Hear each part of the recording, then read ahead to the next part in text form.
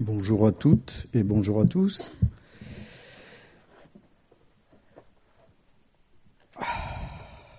C'est bizarre, j'arrive, il y en a plein qui se sauvent.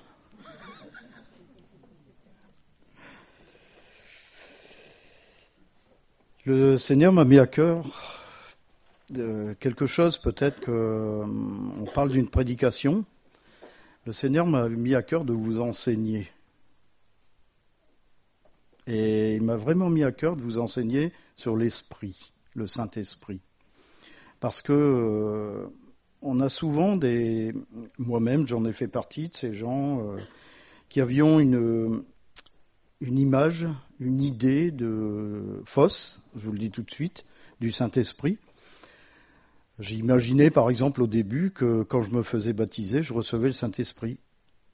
Le Seigneur m'a montré des années plus tard que c'est absolument faux. C'est totalement faux. Et donc j'ai vraiment eu à cœur de commencer peut-être une série de prédications qui va se terminer.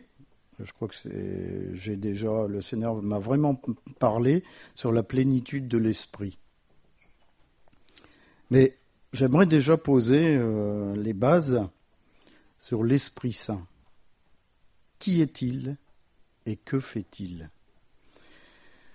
On a souvent une image, on se dit, on est chrétien, et si on lit bien la parole, on doit marcher selon l'Esprit.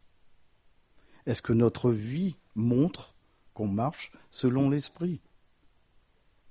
Si on est chrétien et qu'on dit devant tout le monde « je suis chrétien », on a l'Esprit.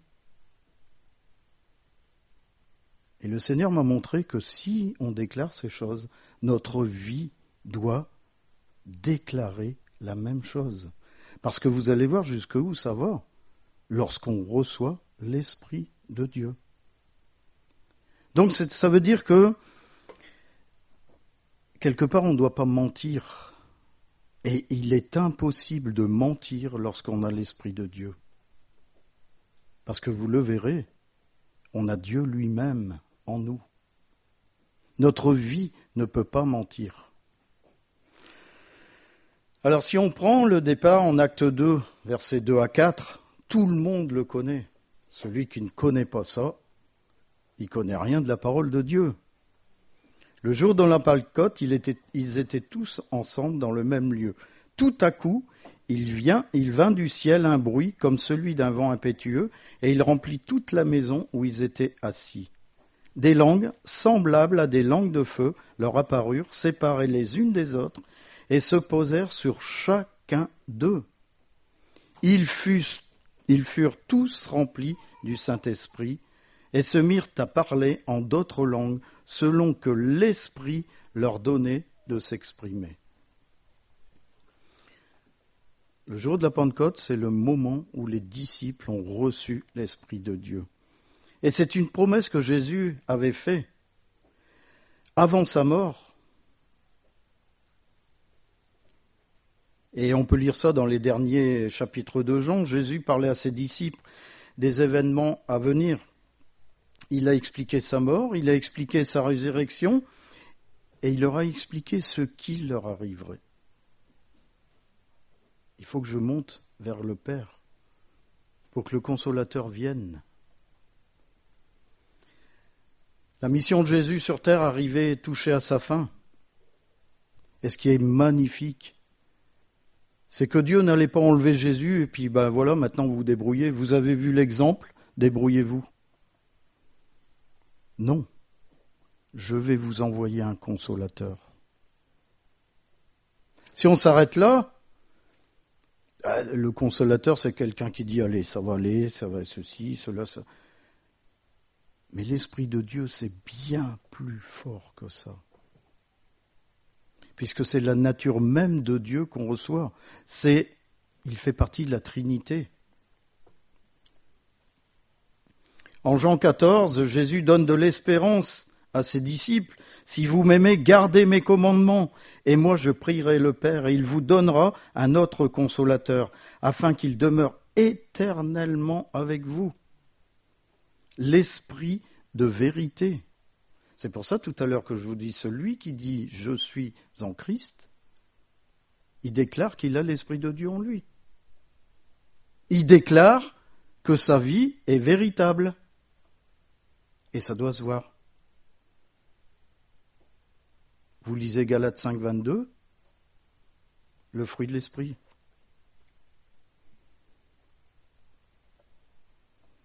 L'Esprit de vérité que le monde ne peut recevoir parce qu'il ne le voit point et ne le connaît point. Mais vous le connaissez, car il demeure avec vous et il sera en vous. Il ne sera pas en vous de temps en temps, mais il sera en vous continuellement. Alors ce qui est incroyable, c'est que apparemment les disciples n'avaient pas compris. Ils n'avaient pas compris ce que Jésus expliquait. Parce que plus tard, il dit « Je vous dis la vérité. Il vous est avantageux que je m'en aille. Car si je ne m'en vais pas, le Consolateur ne viendra pas vers vous. Mais si je m'en vais, je vous l'enverrai. » Donc il fallait que Jésus monte vers le Père pour que la troisième personne de la Trinité vienne. Mais ils ne viennent pas à côté de nous, mais ils viennent en nous. Dans l'Ancien Testament, le prophète Ésaïe a dit également ceci, dans le chapitre 11, verset 2. « L'Esprit de l'Éternel reposera sur lui, esprit de sagesse et d'intelligence, esprit de conseil et de force, esprit de connaissance et de crainte de l'Éternel. » Le même esprit qui a reposé sur Jésus repose sur nous aujourd'hui. C'est exactement le même. Il n'y a aucune différence. Si vous lisez le livre des Actes des Apôtres, qu'on pourrait appeler les Actes du Saint-Esprit, on voit mais bien l'accomplissement de la promesse. Il a envoyé un consolateur. Et on voit ce qui s'est passé par la suite, au chapitre 1. Juste avant de retourner au ciel, Jésus a parlé à ses disciples. Il leur a recommandé surtout ne vous éloignez pas de Jérusalem. Ne vous éloignez pas de Jérusalem. Surtout ne vous éloignez pas de moi, parce que je vous donnerai ce que le Père avait promis, ce que je vous ai annoncé, leur dit-il. Car Jean a baptisé d'eau, mais vous, dans peu de jours, vous serez baptisés du Saint-Esprit. Alors les apôtres réunis lui demandèrent, Seigneur, est-ce en ce temps que tu rétabliras le royaume d'Israël ? Il leur répondit, ce n'est pas à vous de connaître les temps ou les moments que le Père a fixés de sa propre autorité, mais vous recevrez une puissance, le Saint-Esprit, survenant sur vous, et vous serez mes témoins à Jérusalem, dans toute la Judée, dans la Samarie et jusqu'aux extrémités de la terre. Quand même, il me semble qu'à ce point-là, les disciples ne sauraient pas exactement ce qui se passait, ne savaient pas exactement ce qui se passerait. C'est-à-dire qu'ils étaient incapables de voir ce que Jésus leur annonçait. Et bien sûr, après, on est arrivé au temps de la Pentecôte, où on a lu le texte tout à l'heure. Ils étaient tous réunis dans un même lieu. Des langues de feu se sont posées sur eux. Ils parlaient dans d'autres langues. Et on sait qu'après, l'Église a grandi. En seulement un jour, José l'a dit, 3000 âmes se sont ajoutées à l'Église en une journée. Et on lit ça en chapitre 2, verset 41. Et bien sûr, peu de temps après, acte 8, verset 1, l'Église a été persécutée. Il y eut ce jour-là une grande persécution contre l'Église de Jérusalem, et tous, excepté les apôtres, se dispersèrent dans les contrées de la Judée et de la Samarie. Et quand les disciples sont partis, qu'est-ce qu'ils ont fait ? Ils ont annoncé la parole de Dieu. Parce qu'ils étaient remplis de l'Esprit. Ils annonçaient les oracles de l'Éternel. Et ceux qui se tournaient vers Dieu recevaient le Saint-Esprit. Alors le sujet de la prédication, c'est le Saint-Esprit. Qui est-il et que fait-il ? Alors qui est le Saint-Esprit ? Ça, c'est une grande question. Il y a beaucoup de gens qui disent c'est une puissance, c'est une chose. Mais le Saint-Esprit, c'est une puissance, certes, et cette puissance nous pénètre. Et avec cette puissance, on a des pouvoirs.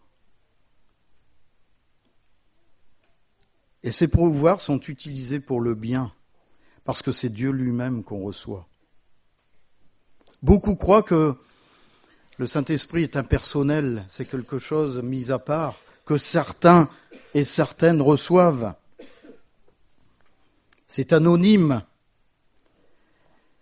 et que peut-être on ne peut même pas s'en servir. Mais la Bible considère le Saint-Esprit totalement autrement. Le premier verset qu'on peut voir, c'est Éphésiens 4:30. « N'attristez pas le Saint-Esprit, par lequel vous avez été scellés pour le jour de la rédemption. » Est-ce qu'on peut attrister une chose ? Est-ce que d'après vous, on peut attrister une chose ? On attriste la personne qui est en nous. Et vous allez voir comment on peut l'attrister plus loin. Jusqu'où ça peut aller. On peut regarder en chapitre 15, verset 26. « Quand sera venu le Consolateur, quand je vous enverrai de la part du Père l'Esprit de vérité qui vient du Père, il rendra témoignage de moi. » Est-ce qu'une chose peut rendre témoignage de Dieu ? C'est pas possible. Elle ne peut pas compatir à votre état, à votre vie, à vos fardeaux. Seul Dieu compatit à votre état, à votre vie, à vos fardeaux.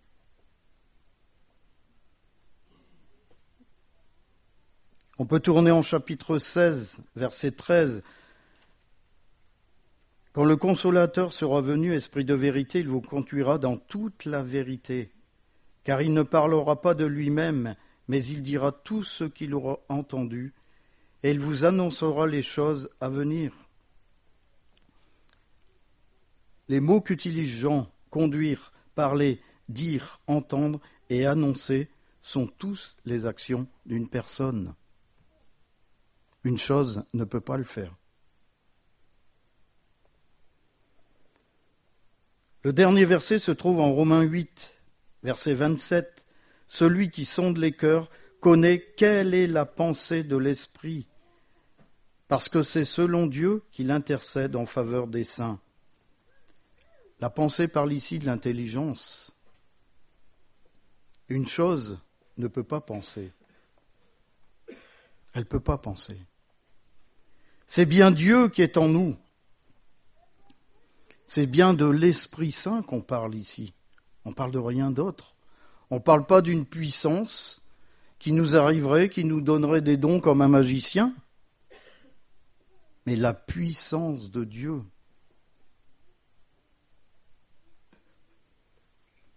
C'est une personne, c'est un être vivant. Alors Jean-Baptiste dit, bien sûr, lui, Jésus, il vous baptisera du Saint-Esprit et de feu. Est-ce qu'on peut être baptisé ou comment on peut être baptisé dans ou avec une personne ? Ou dans 1 Corinthiens chapitre 12, verset 13, nous avons tous été abreuvés d'un seul esprit. Comment on peut être abreuvé d'une personne ? Vous voyez, il y a toujours des gens qui vont trouver ces explications, ces versets. Mais en fin de compte, ces versets parlent d'une certaine façon de la relation qu'a le chrétien avec Dieu, c'est-à-dire la profondeur de notre relation. Il parle de la communication, de la communion, de cette intimité avec Dieu. En fin de compte, ça prouve une chose, c'est que le chrétien est entré dans une nouvelle relation, celle directe avec son Père. C'est une des preuves qu'on a été baptisé du Saint-Esprit. Donc le témoignage de la Bible, c'est que le Saint-Esprit est une personne. Et cette personne produit des effets sur notre vie, sur notre comportement. Cette personne connaît notre cœur, connaît nos pensées. C'est une personne qui voyage avec nous partout. Elle voit où nous allons. Elle voit ce que nous faisons. Elle voit ce que nous disons. Elle voit ce que nous regardons. Elle voit ce que nous écoutons. La question qu'on doit se poser ce matin, qu'est-ce que Dieu voit au travers de nos vies?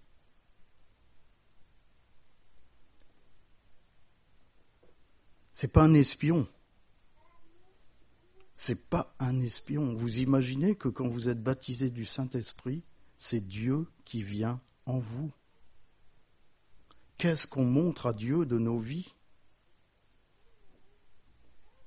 Qu'est-ce qu'on montre à Dieu? Qu'est-ce qu'on lui fait voir au travers de nos yeux? Qu'est-ce qu'on lui fait entendre au travers de nos lèvres?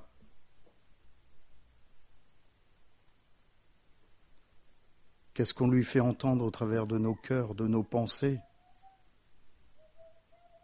Est-ce qu'on n'attriste pas le Saint-Esprit?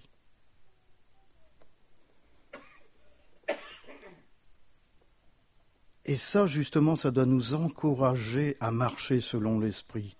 Ça doit nous encourager à marcher et à vivre selon ce qui plaît à l'Esprit. Nous ne devons plus penser pour nous.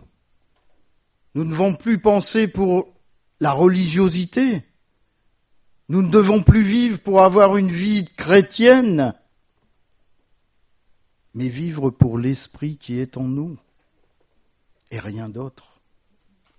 Parce que c'est cet esprit, et ça, ne l'oubliez jamais. C'est cet esprit, lorsque vous êtes baptisé du Saint-Esprit, c'est cet esprit qui vous fait vivre, et rien d'autre. C'est cet esprit. Donc je vous l'ai dit plusieurs fois, qui est le Saint-Esprit? C'est Dieu. Il est Dieu. Ça peut sembler évident. Je vous apprends peut-être rien ce matin, mais est-ce qu'on en est convaincu, chacun? Est-ce qu'on en est convaincu que lorsqu'on reçoit l'Esprit dans nos vies, on reçoit Dieu lui-même? Si on en est convaincu, pourquoi on a ces compromissions? Pourquoi on mêle Dieu à des choses avec lesquelles on ne devrait pas le mélanger? Nos activités, nos loisirs? Est-ce que lorsque Dieu regarde au travers de mes yeux, il lit sa parole, parce que je suis en train de lire sa parole, je suis en train de méditer sa parole, ou alors est-ce qu'il voit la télé, est-ce qu'il voit mes jeux, est-ce qu'il voit autre chose, peut-être bien pire? J'en sais rien.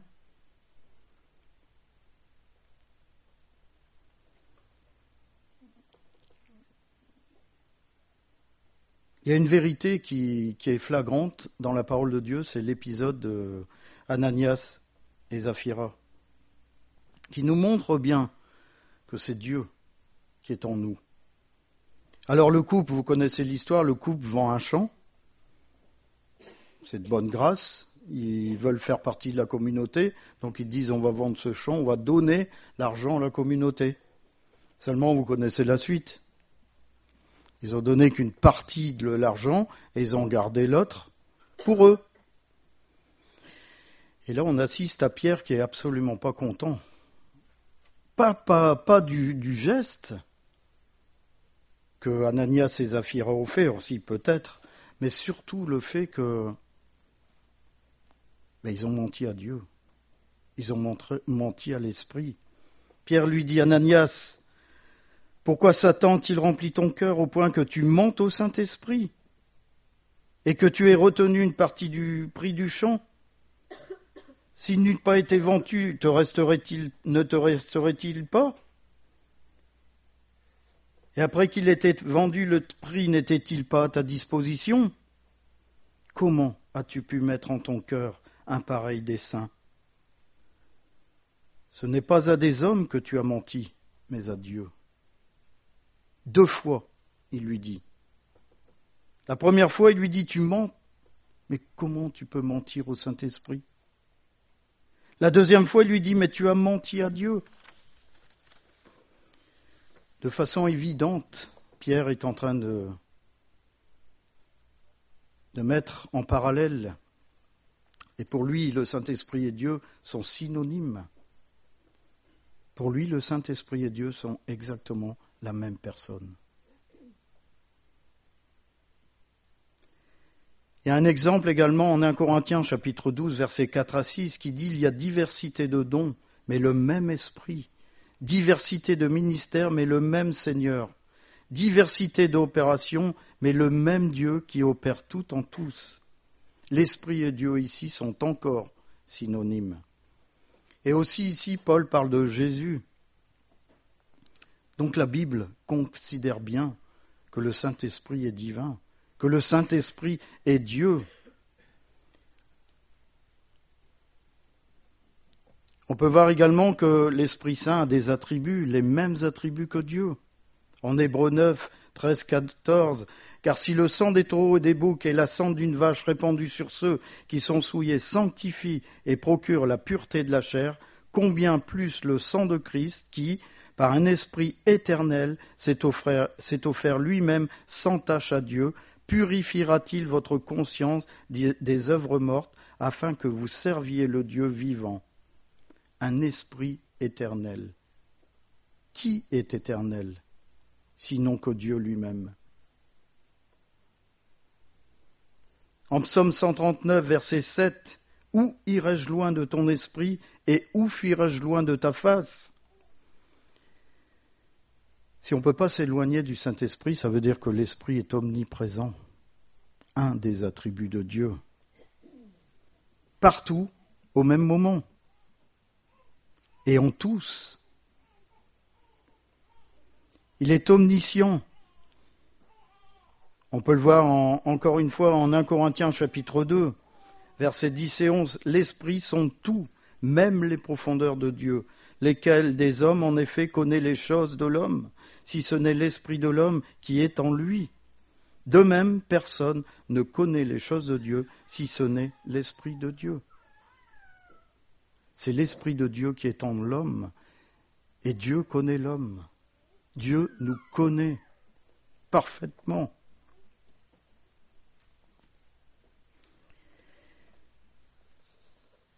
Quand on saisit que l'Esprit de Dieu est divin, est-ce que ça ne vous vient pas à l'idée, cette idée de crainte, cette idée de tremblement, cette idée de respect? C'est tous ces mots qui sont applicables au Saint-Esprit, parce que c'est la nature même de Dieu. Et on a parfois, malheureusement, on a vite tendance à attribuer à l'Esprit nos propres idées. Dieu m'a dit. Dieu m'a montré. L'Esprit m'a dit. L'Esprit m'a montré. C'est vrai. Lorsqu'on est animé par l'Esprit. L'Esprit nous parle. L'Esprit nous guide. Mais est-ce qu'on a du respect pour cet esprit? Est-ce qu'on se laisse conduire par l'esprit? Lorsque l'esprit parle, je puis vous assurer que vous obéissez. Parce que ça, vous le sentez sur votre cœur. Lorsque l'esprit vous demande de faire des choses, il est impossible de résister. Parce que vous savez que ce que vous allez faire, c'est la vérité de Dieu qui va être en œuvre, et rien d'autre. Lorsque vous avez quelque chose à faire, ou vous voulez faire quelque chose, mettez-vous devant le Seigneur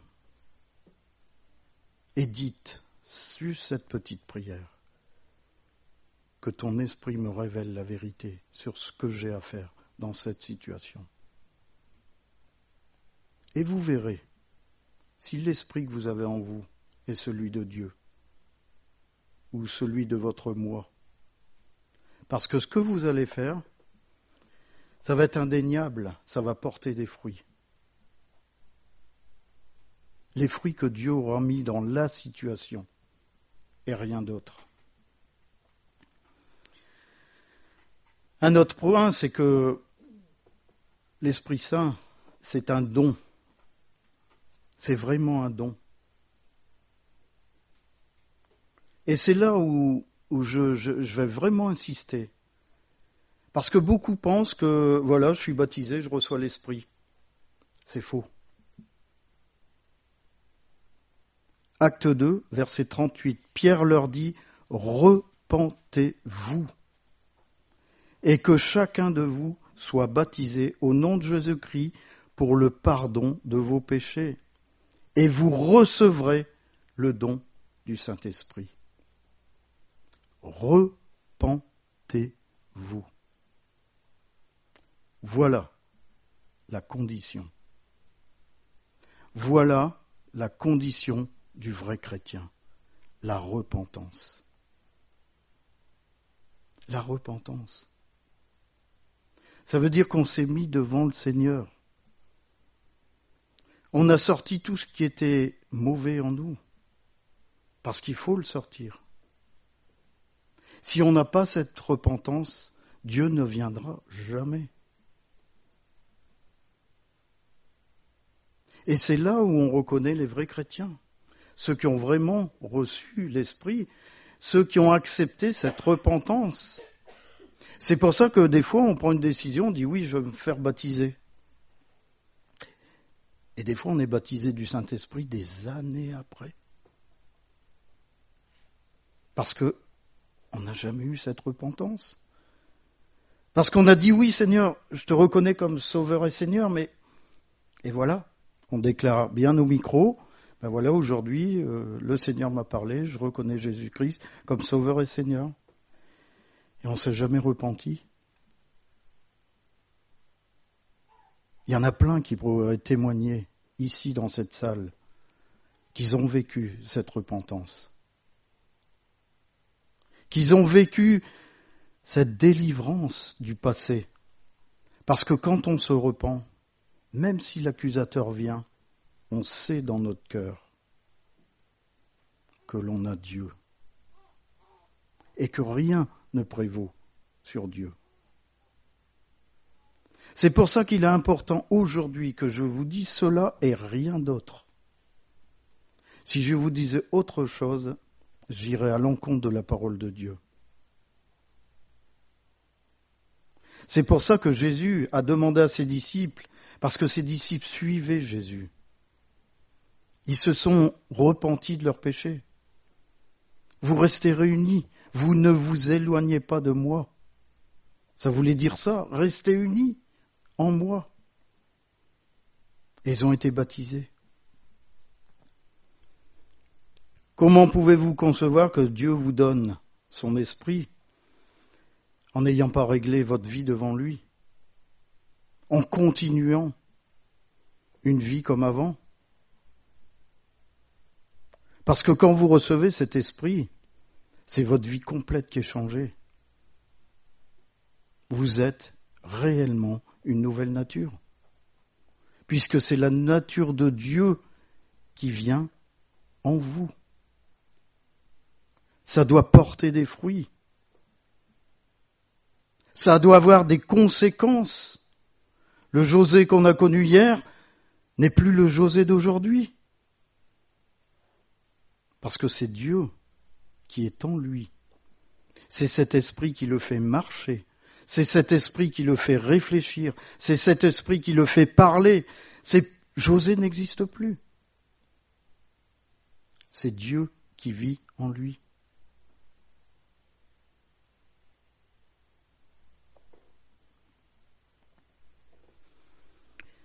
Bien sûr, quand on parle d'un don, on ne parle pas d'un objet. Je vous l'ai dit tout à l'heure, c'est vraiment la présence de Dieu. C'est vraiment la présence de Dieu qu'on reçoit dans nos vies. Et ça fait drôle. Ça fait vraiment drôle. Quand je dis drôle, ça fait bizarre, quoi. Parce qu'on a ce cœur, mais complètement dans la paix. Complètement dans la paix.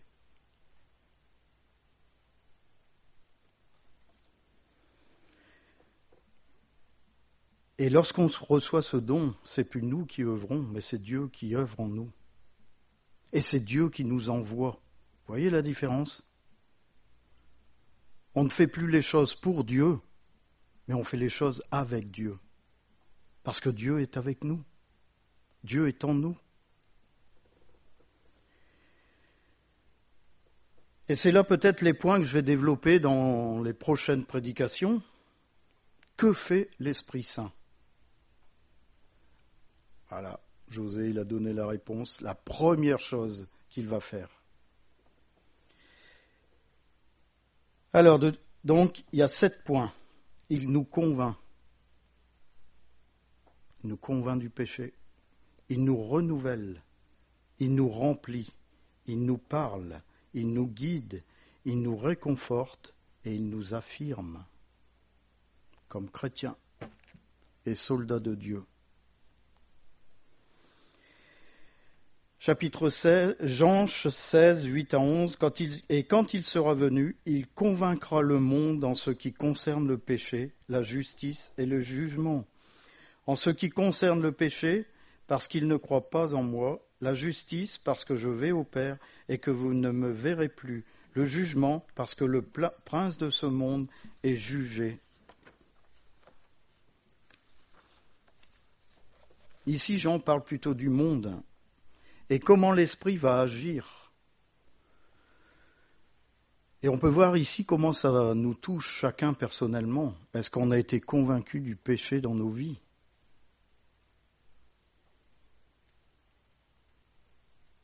Et comment l'Esprit nous convainc ? C'est bien sûr par sa parole. Elle fait connaître Jésus aux gens qui sont perdus dans leur péché. Alors il y a 2 solutions. Soit ils acceptent, soit ils le rejettent. Pour ceux qui le rejettent, leur rejet montre 3 choses. La première chose, c'est qu'ils ne croient pas, absolument pas en Jésus. Et ce fait-là est continu.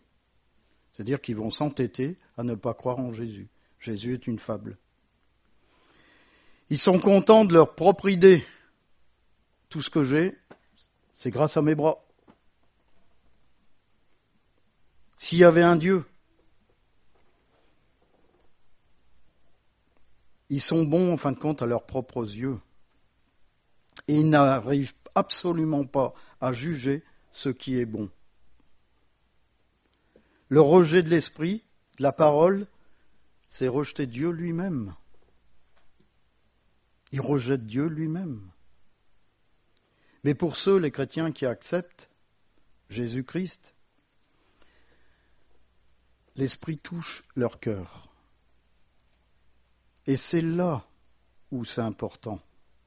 C'est parce qu'ils deviennent à ce moment-là sensibles au péché. Ces personnes se rendent compte que sans la justice de Dieu, ils sont perdus. Ils ont besoin alors de se repentir. Ils ont besoin de clarifier leur situation devant Dieu.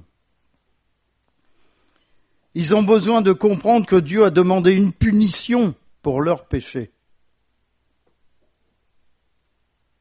Et la punition, on la connaît. C'est Jésus-Christ sur la croix.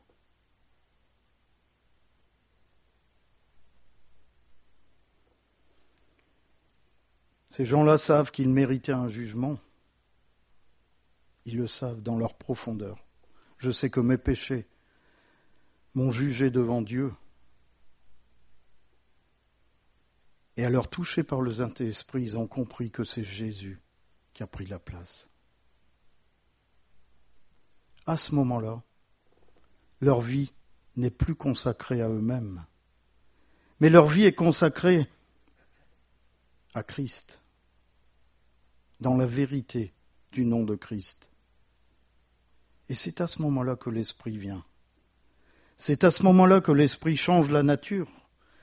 C'est à ce moment-là que l'Esprit devient leur solution. Et pas les bricolages de la religiosité. Parce que la parole devient pour eux essentielle. Jésus-Christ devient le phare dans leur vie. Et Dieu, c'est le pilote. Il conduit leur vie, quoi qu'il arrive. Et ils vont marcher selon l'Esprit. Parce que c'est le but de leur vie.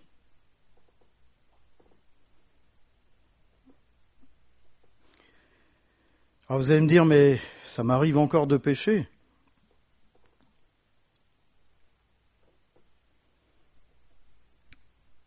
Et là où je vais dire, il faut faire très attention, c'est que même quand j'ai péché, est-ce que je suis encore sensible ? Dieu nous connaît.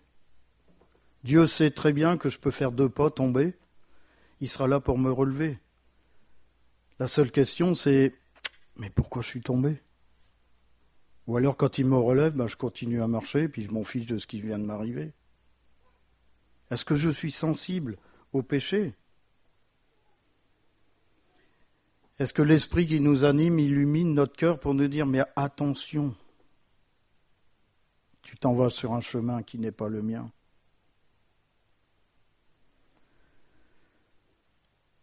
La deuxième, c'est est-ce que notre conscience est altérée ? Est-ce qu'on est touché par ce qu'on fait au quotidien ? Est-ce que je suis touché ? Est-ce que je suis touché quand je déclare aux uns et aux autres que je suis chrétien et que ma vie ne montre pas que je suis chrétien ? Est-ce que j'ai cette prise de conscience ? Quand je parle de sensibilité, elle est là, la sensibilité. Est-ce que j'ai le droit de mêler l'Esprit de Dieu qui est en moi à ces choses ? C'est la question que je dois me poser.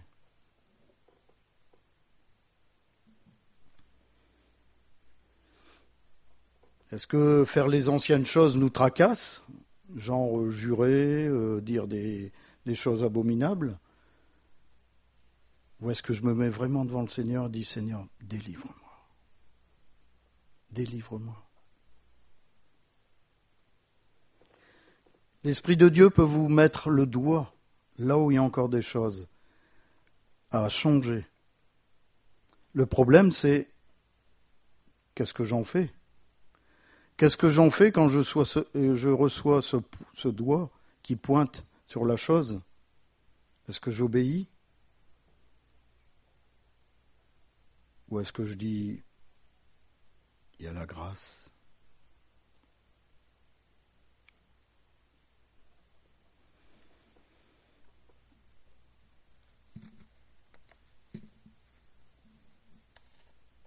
Il y a aussi Satan qui vient et qui nous accuse. Et des fois, on peut se retrouver dans un état de panique parce qu'on se croit, on ne voit pas qu'on est ceci, on ne voit pas qu'on est cela, mais est-ce que Dieu t'a vraiment dit ça ? Est-ce que Dieu va vraiment faire ça dans ta vie ? Es-tu sauvé ? En fait, Satan met en place une chaîne de fausse culpabilité qui fait que on est désespéré. Et puis on dit, après tout.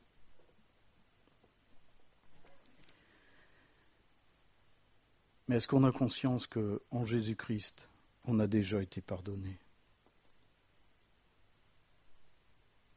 Et là, le malin n'a pas le droit de nous accuser. Vous avez des gens qui vont jamais se repentir parce qu'ils pensent que C'est pas possible. Parce qu'on a été trop loin. Parce que je suis indigne devant Dieu.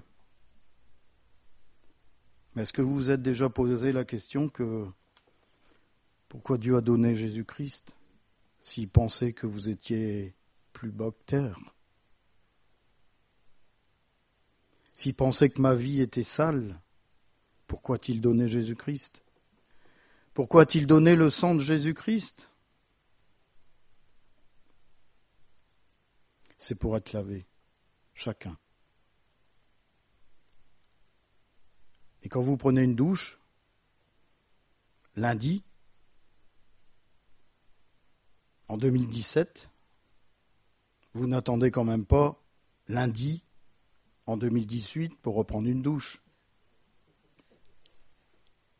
C'est ça en fin de compte. C'est revenir sans arrêt devant le Seigneur. Sans arrêt, sans arrêt, sans arrêt. Tout ça pour vous dire qu'en fin de compte, l'Esprit qui est en nous est là pour nous calmer, pour nous rassurer. Tu es mon enfant. Tu es mon enfant.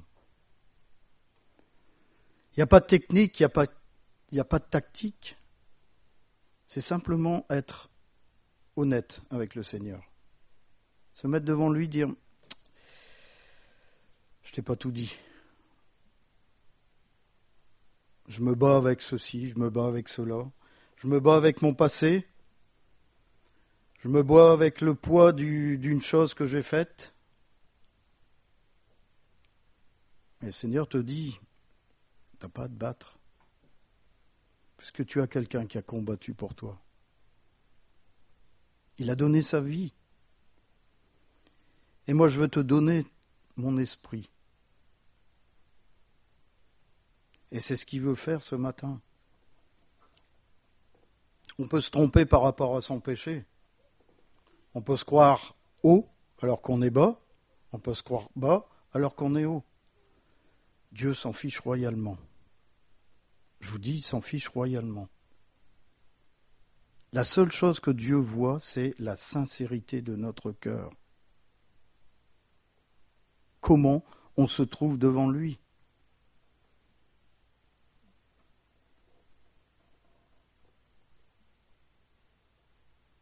L'intérêt de Dieu, c'est pas qu'on vive avec la culpabilité.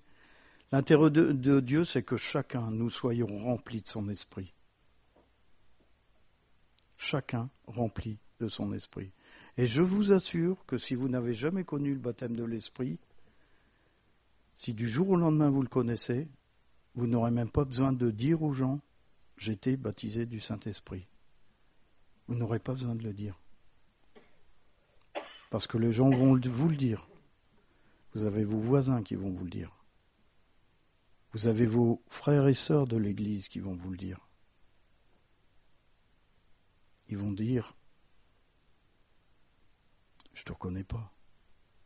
J'aimerais bien être comme toi.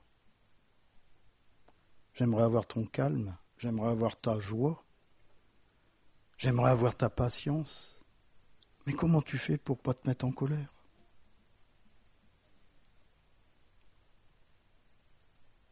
Votre réponse va être simple. C'est pas moi, c'est Dieu. Parce que de nous-mêmes, on est incapable de changer comme ça. Le message que je veux vous laisser ce matin, c'est un message d'espérance et d'espoir. Si vous savez dans votre cœur que vous n'avez pas été baptisé du Saint-Esprit, il faut simplement vous faire un moment de silence, là maintenant, et demander au Seigneur de vous parler. Et quand je dis au Seigneur, c'est à l'Esprit. L'Esprit parle en moi. Votre prière, est-ce que Seigneur, remplis-moi de ton esprit? Est-ce que c'est votre prière? Votre prière, c'est pas seulement dire Seigneur, rends-moi saint, Seigneur, vous. Parce que lorsque vous avez l'Esprit de Dieu, vous avez tout le reste. C'est cet esprit qui vous rend saint. C'est cet esprit qui va vous faire marcher selon Dieu.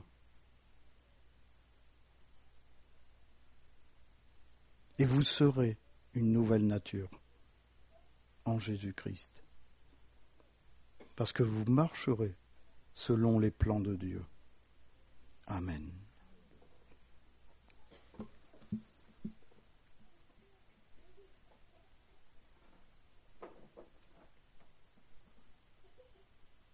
Merci Seigneur parce que,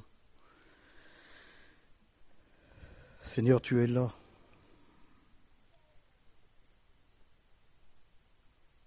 Seigneur, et tu nous as donné cette espérance magnifique en Jésus-Christ. Merci Seigneur pour ce consolateur que tu as donné et que tu veux distribuer ce matin. Seigneur, le chrétien doit marcher selon l'Esprit, selon ton Esprit. Seigneur, tu veux donner et donner, Seigneur, ce matin. Seigneur, je prie que ton Esprit puisse abreuver, que ton Esprit puisse remplir chacun, ce qui le demande, Seigneur. Seigneur, que les vies soient réglées ce matin devant toi. Seigneur, que tu puisses remplir, que ceux qui ne connaissent pas puissent faire cette expérience magnifique de la lumière qui entre dans les ténèbres. Cette impression de légèreté, cette impression de paix. Seigneur, tu ne juges pas, tu ne condamnes pas. Tu attends que nous puissions nous ouvrir à toi.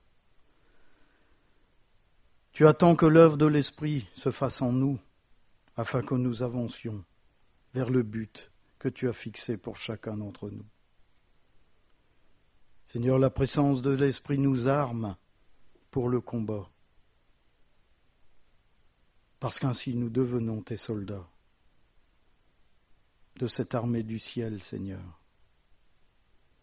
Je te rends grâce, Seigneur, parce qu'encore ce matin, tu veux parler, tu veux sauver, tu veux remplir, Seigneur, dans le nom de Jésus. Amen.